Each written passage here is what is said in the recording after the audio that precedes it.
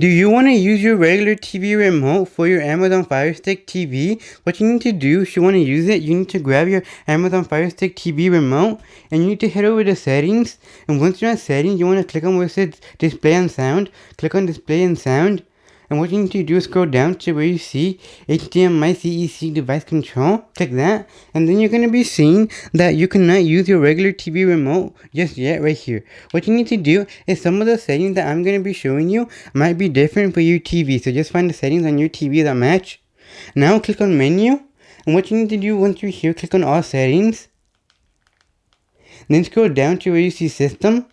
Scroll down to where you see the CEC. And once you're here, click on it, then you're going to be seeing that CEC is disabled. Now click on enable, then you are done to connecting the settings, but you have these settings right here, you want to enable it. If you have the one touch play, click on enable.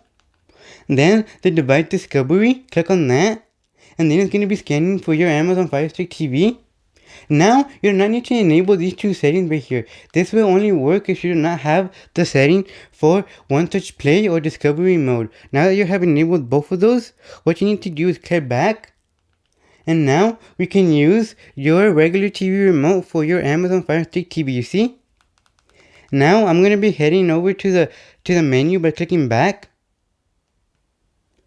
Now, if I try to go to the home setting, you're not going to be able to go to the home setting. It's going to be taking you to the regular home setting on your TV. You see, it takes me to the regular home setting on my TV. So please like, comment, and follow me for more tips like these ones, and subscribe for more videos like these ones on how you can use your regular TV remote as a remote for your Amazon Fire Stick TV.